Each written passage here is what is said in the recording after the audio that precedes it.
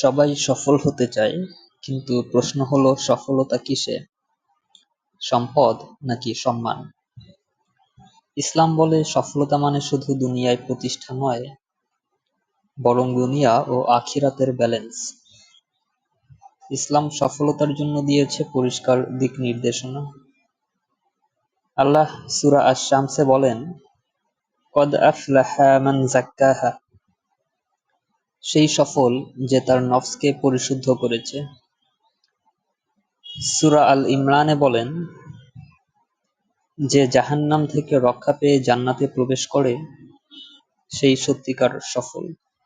সফলতার জন্য প্রয়োজন বিশুদ্ধ নিয়ত, যে কাজই করা কেবল আল্লাহর সন্তুষ্টির জন্য করা।